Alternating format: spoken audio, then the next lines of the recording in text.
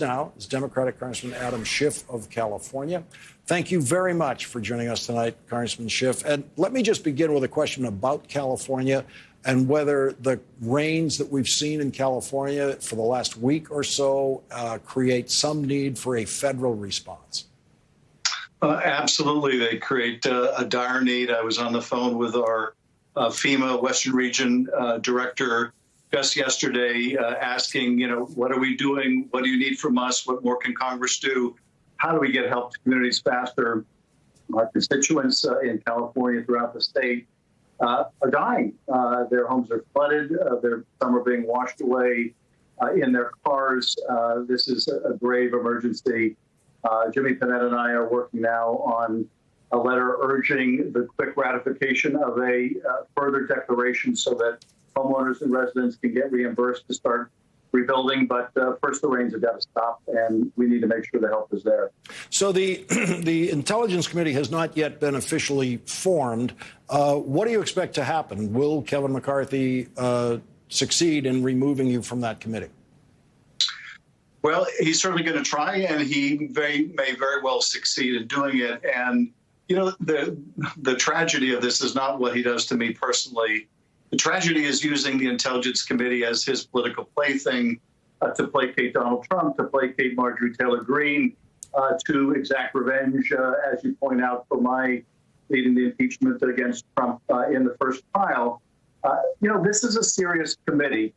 We've got major challenges facing us with Russia invading its neighbors, with China growing in strength around the world, threatening Taiwan, with Iran and its nuclear program. You shouldn't be messing with any committee. You certainly shouldn't be messing with the Intelligence Committee in order to raise money. And that email you showed your viewers, Lawrence, you got to click on a button to remove me from the committee. This is, juvenile, but it has a serious consequence in terms of the functioning of one of the most important committees in Congress. Yeah, the history of the intelligence committees in both bodies, in the House and the Senate, has always been bipartisan prior to the Trump era. Nothing like this has ever occurred.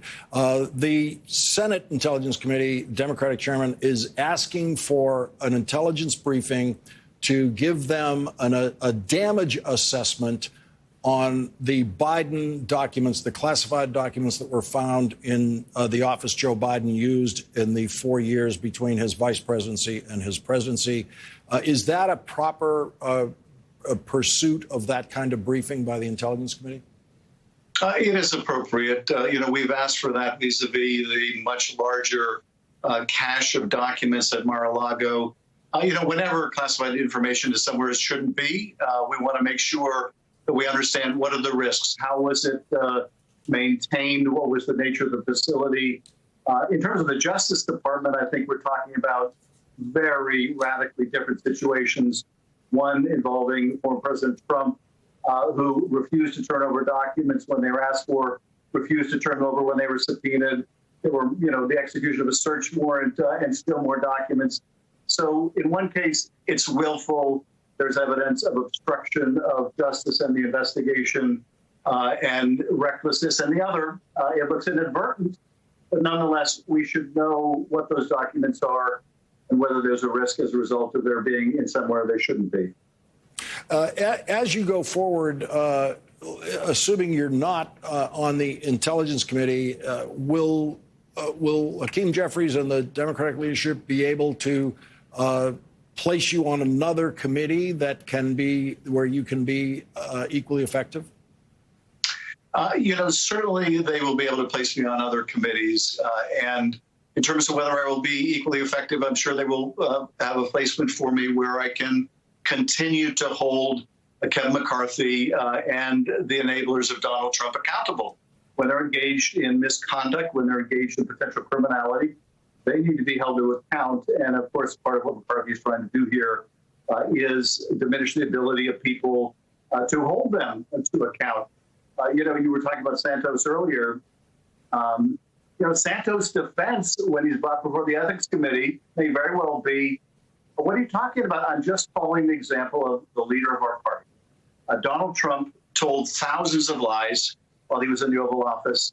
By comparison, George Santos this fraudster is just a piker by comparison. So he can point to his own party leader, but we need people in Congress that are going to point out the hypocrisy. Remember, Kevin McCarthy on his own fabrication about those tapes that the New York Times had about his saying that Trump should be forced to resign, that he was going to hold Trump accountable in those private conversations, which he would later deny and then be proved to have been lying about it. So I'm not surprised, Lawrence, when you show Kevin McCarthy saying, oh, lots of people have their resume.